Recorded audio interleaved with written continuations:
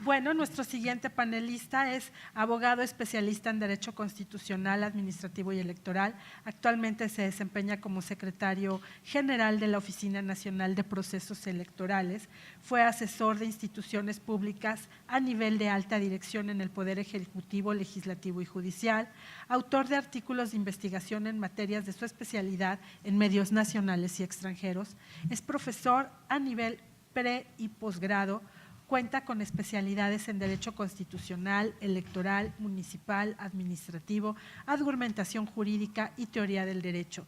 Ha realizado diversas publicaciones, entre ellas Acto Consumado, razones por la cual se validó la presentación de firmas para la consulta de revocatoria en Lima, una aproximación a la revocatoria de mandato, la vacancia y la suspensión de autoridades regionales y municipales en Perú, así como el servicio de agua potable y su reconocimiento como derecho fundamental en Perú. Cedo los micrófonos a Fernando Rafael Vélez Moro Pinto, de ONE Perú. Muchas gracias. Muy complacido por la invitación. A los consejeros miembros del Instituto Electoral de la Ciudad de México, a Transparencia Electoral América Latina. Bueno, como ha reseñado la consejera, yo me desempeño como secretario general de la Oficina Nacional de Procesos Electorales del Perú, el organismo constitucional autónomo de la organización y ejecución de los procesos electorales. Hay cierto símil en cuanto a la organización electoral en nuestro país con México. Tenemos también allá en el Perú un Jurado Nacional de Elecciones que realiza las labores de Tribunal Electoral.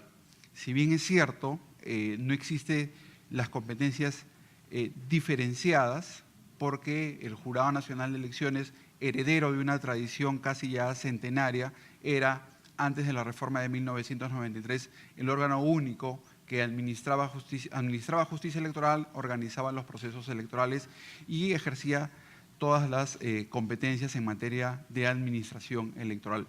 A partir de la reforma del 93,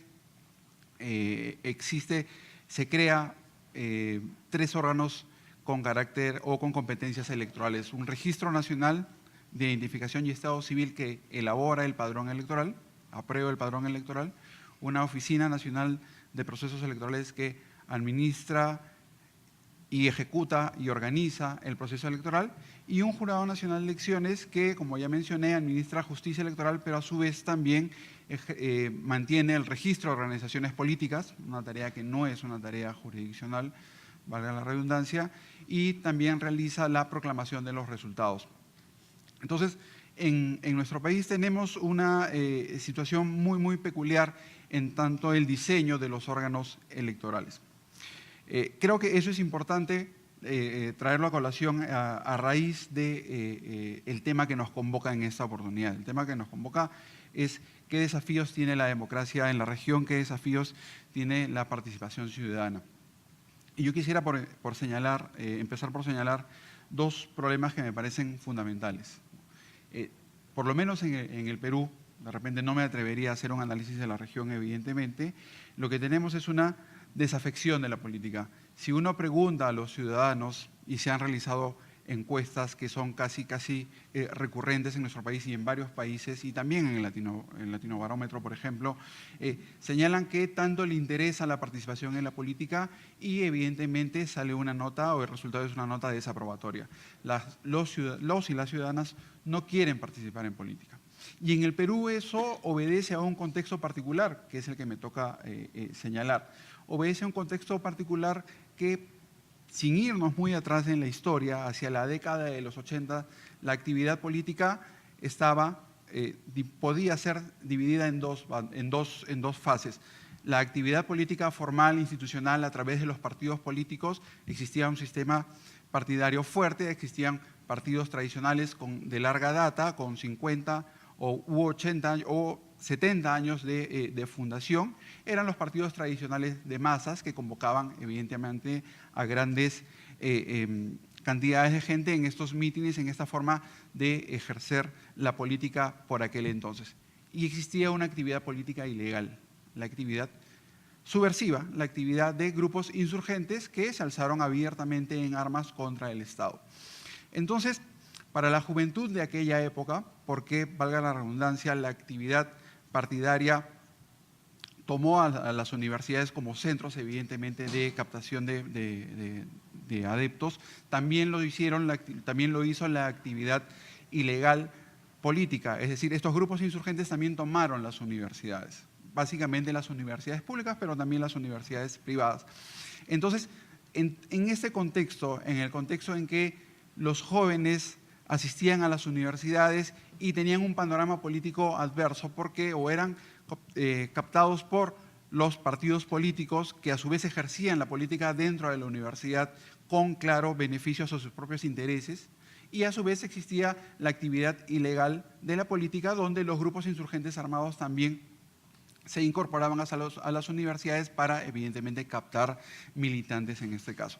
Entonces, hacia finales de los 80, cuando el Perú atraviesa la peor crisis económica de su historia, cuando atraviesa la peor crisis política por estos grupos insurgentes armados que llegaron hasta la capital y estuvieron muy cerca de poder realmente hacer daño a la institucionalidad democrática del país, es que irrumpe una figura como la que muchos ya deben conocer, a la figura de Alberto Fujimori. Alberto Fujimori fue una persona que viene con un discurso antipolítico, viene con un discurso en el que señala que gran parte de la culpa de que la existencia de la crisis económica y de la existencia de la violencia política en el Perú de los años 80 se debe a que el sistema de partidos tradicional no ha sabido superar esos problemas, no ha sabido combatir la violencia, no ha sabido combatir la crisis económica.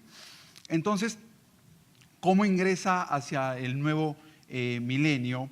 Porque sabemos que Fujimori gobernó durante 10 años en lo que fue claramente una dictadura, más aún el claro ejemplo de un autogolpe o golpe de Estado de 1992 perpetrado por él mismo, en el que asume, por lo menos temporalmente, alrededor de un año todos los poderes del Estado, con apoyo de las Fuerzas Armadas, como no podía ser de otra manera, y que evidentemente nos recuerda a ciertas experiencias contemporáneas también en la región todavía vigentes, lamentablemente.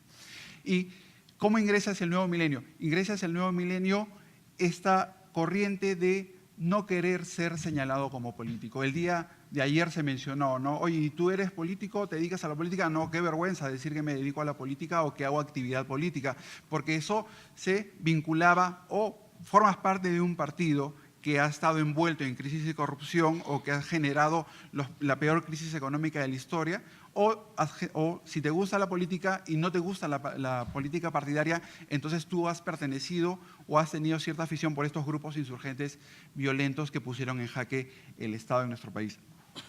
Entonces, hacia el nuevo siglo existe el desencanto de la política, o también denominada la era de la antipolítica, como se ha denominado también allá en nuestro país. Y entonces el gran desafío de los sistemas democráticos en el siglo XXI, en nuestro país particularmente, es cómo hacer que la gente crea nuevamente, creer en la actividad política, cómo es que necesitamos vincular una base social con la actividad política, cómo hacemos que estas personas participen en la actividad política, porque todos de repente aquí presentes, de repente no por el tipo de auditorio, pero en un auditorio universitario podrían decir, no, no queremos hacer política, no nos interesa la política, y en un auditorio universitario muchos dirían que les interesa solamente estudiar. Pero esa actividad política que tú no ejerces como estudiante universitario, que te dedicas únicamente a estudiar y no quieres saber de la actividad política, otros la van a ejercer por ti. Entonces, el poder de decisión se mueve ya no de, por ejemplo, una pluralidad, una base social extendida, sino a ciertos grupos pequeños que sí se dedican a la actividad política. Y entonces tenemos aquí que el desprestigio de los partidos políticos, no solamente por los propios méritos, como mencioné en los años 80, sino también porque desde los estratos oficiales, desde básicamente el periodo de 1900 al año 2000, el gobierno de Fujimori viene con un discurso antipolítico.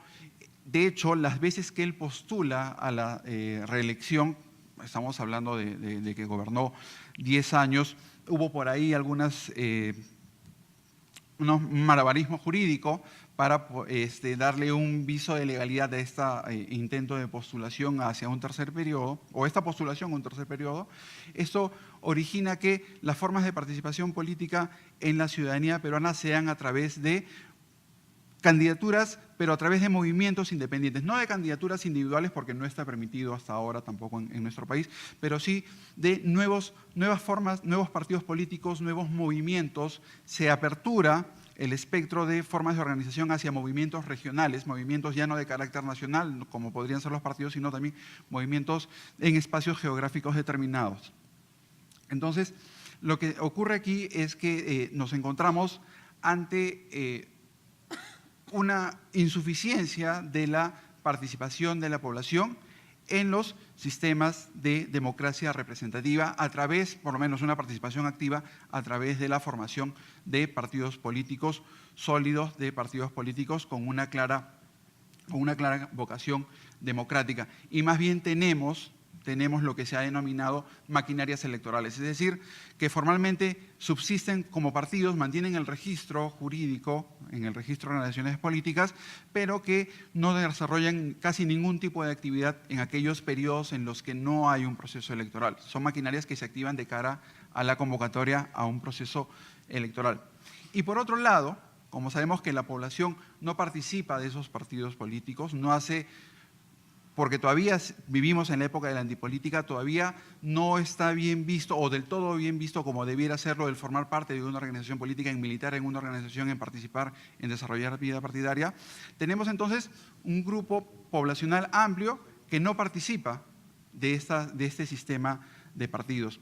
Entonces tenemos, porque es inherente la inquietud política de los ciudadanos y las ciudadanas, tenemos grupos y masas amplias de personas que no participan de manera activa, pero sin embargo participan de otra manera, de una manera reactiva.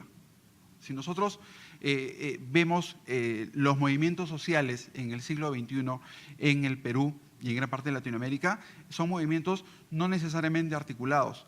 No, por lo menos pasa allá en el Perú, que no son los sindicatos, por ejemplo, no son los gremios quienes pueden llevar a las calles a la mayor cantidad de gente. Son más bien movimientos casi espontáneos, movimientos reactivos, frente a determinada decisión gubernamental o frente a la ausencia de una determinada decisión gubernamental. Entonces, me parece a mí el reto de la democracia es poder formalizar, poder institucionalizar esta inquietud política que tienen los ciudadanos, por lo menos en el Perú, para que esto no sea solamente una capacidad de reacción, una capacidad reactiva. Porque si bien es cierto, ¿no?, se convocan a masas, por ejemplo, en protestas como Ni Una Menos, que también es una cuestión universal, esto no tiene un cauce más allá de que se termina la marcha, estamos de acuerdo, hemos protestado y nos vamos cada uno a nuestras casas y no generamos nodos, no generamos redes que tengan alguna presencia o que tengan alguna posibilidad de influir de manera permanente, pero a su vez de manera eficaz, en las decisiones políticas. Tenemos por un lado los gobernantes que siguen siendo elegidos a través de los mecanismos de democracia representativa y tenemos estas inquietudes no satisfechas de estos grupos que no están articulados y que a su vez solamente ejercen presión sobre los órganos de gobierno de manera reactiva. Otro ejemplo de manera reactiva que es muy particular en el Perú por esta situación es la lucha contra la corrupción. La lucha contra la corrupción ha sido una inquietud de los ciudadanos, de las y los ciudadanos de mucho tiempo atrás, ¿no? Pero que ahora ha sido más bien articulada como una bandera en el discurso político por el Poder Ejecutivo, por el Presidente de la República. Entonces, tenemos que en los últimos años, por el caso Odebrecht, que es esta empresa brasileña que corrompió gran parte de los gobiernos en América Latina, las protestas en las cuales han estado no solamente funcionarios, por lo menos en mi país, funcionarios de rango medio, sino presidentes de la República que están siendo procesados, incluso algunos se encuentran también ya en prisión, otro con acusación fiscal, pidiendo 20 años de cárcel, otro que supo librar la justicia bastante tiempo, lamentablemente hace un mes ha cometido un acto de suicidio. Así de crispado está el ambiente político en el Perú. Esto que ha sido una preocupación ciudadana, que ha generado marchas en las calles para destituir a ciertos funcionarios, para protestar contra ciertas decisiones del gobierno o incluso de la propia mayoría parlamentaria, esto a su vez ha sido adoptado como parte del discurso político del presidente de la República. Y allí es donde me quiero detener. ¿Por qué? Porque si sabemos que existe este déficit de participación ciudadana a través de mecanismos institucionales, sabemos que existe esta inquietud política, que todavía es una inquietud reactiva por parte de los ciudadanos, habrá que pensar si existe o no, con estas decisiones del Poder Ejecutivo, habiendo adoptado este discurso anticorrupción por parte del Poder Ejecutivo, de un aprovechamiento político de esa inquietud ciudadana, de esa inquietud que debe canalizarse por sus propios cauces. Porque tengamos en cuenta una cosa, los mecanismos de participación ciudadana, y ya se ha dicho aquí, evidentemente tienen que nacer de la ciudadanía. Se tratan evidentemente de cauces por los cuales discurre la inquietud ciudadana en la iniciativa, en la formación de leyes, en la adopción de determinadas decisiones o aprobación de determinadas normas a través de referéndum consultivos o incluso a través de referéndums revocatorios del mandato, como también ya lo señaló Alexander, ha habido una experiencia que si queda tiempo relataré muy particular. Pero sin embargo, el año pasado, el año 2018, tuvimos un referéndum para la aprobación de reformas constitucionales que fue convocado por el propio presidente de la República, ¿no? Entonces, nos encontramos que en los 2 años anteriores, estamos hablando del periodo del 2016 a lo que va en la actualidad, surge como una mayoría parlamentaria aplastante un determinado partido político, que no es el mismo partido del presidente de la República. Y como había ocurrido en varias oportunidades en la historia de nuestro país, es muy difícil, y por el propio diseño institucional de las relaciones entre Poder Ejecutivo y Legislativo, es muy difícil que se pueda gobernar en mi país con una mayoría parlamentaria adversa. ¿Por qué? Porque a diferencia, por ejemplo, de otros países, las mayorías parlamentarias pueden cesar a los ministros de Estado, que serían como los secretarios, ¿no? Secretario, ministro de Educación, ministro de Salud, ministro del Interior o de Seguridad. Entonces, la oposición política, que es ahora mayoritaria en el Congreso de la República, lo que ha hecho es casi, si se puede decir de alguna manera coloquial, arrinconar al Poder Ejecutivo, interpelando a los ministros, censurando a los ministros o secretarios de Estado y en suma interfiriendo en varias de las decisiones que quiera adoptar el Poder Ejecutivo como el que dirige la política general de gobierno. Entonces, por eso es que el Poder Ejecutivo ha reaccionado de una manera, ha reaccionado convocando a un referéndum constitucional para la aprobación de una reforma constitucional, básicamente en 4 preguntas, pero 2 de ellas son enteramente políticas y que podrían entenderse como una utilización, que es el temor que yo quiero que se trate de evitar, es el temor que yo tengo, una utilización política del mecanismo de referéndum. Una de las preguntas es, ¿está de acuerdo con la reelección de congresistas? ¿No? Y obviamente la respuesta en ese referéndum que se celebró en diciembre del año pasado fue abrumadora. No sé si aquí pasaría lo mismo, creo que sí, o en varias partes de la región, pero fue alrededor del 91% no estaba de acuerdo con la reelección de los congresistas. Está de acuerdo con la bicameralidad, es decir, en mi país existe una Cámara única nacional, una Cámara que se llama el Congreso de la República, y la propuesta legislativa que fue sometida a referéndum señalaba la creación de una Cámara de Diputados y una Cámara de Senadores, lo cual implica un aumento en el número de congresistas. Entonces, si la población no quiere la reelección de los congresistas, porque no tiene ningún afecto hacia ellos, menos aún va a querer que tenga un mayor número de congresistas. Y estamos hablando de un país en el que, según diversos analistas señalan, hay un déficit de representación porque tenemos una población electoral de alrededor de 23 millones de personas y solamente 130 congresistas en un Congreso nacional. Entonces, no es que tengamos, como en otros países, 300 o 400 parlamentarios y la gente ya no quiere más. Tenemos pocos parlamentarios, pocos congresistas en realidad, pero es esa desafección hacia la política el que ha marcado que no se quiera tener más congresistas, que se ha marcado que no quiera existir una reelección de congresistas, a pesar que los índices de reelección en el Perú, la reelección parlamentaria son mínimos, alrededor del 17%. Entonces, no es que se esté atacando un problema concreto, sino que simplemente se está, en mi opinión particular, se está utilizando o se utilizó este mecanismo del referéndum como un mecanismo de contradicción política entre el Ejecutivo y el Legislativo. Entonces, yo quisiera dejarlo ahí. La principal preocupación es, para resumir esto y ya dar por acabada mi intervención, es posibilitar mejores mecanismos de participación ciudadana, porque evidentemente la población quiere participar, solo que no encuentra los mecanismos y lo hace únicamente de manera reactiva. No es que no le interese la cosa pública, nos interesa la cosa pública como ciudadanos.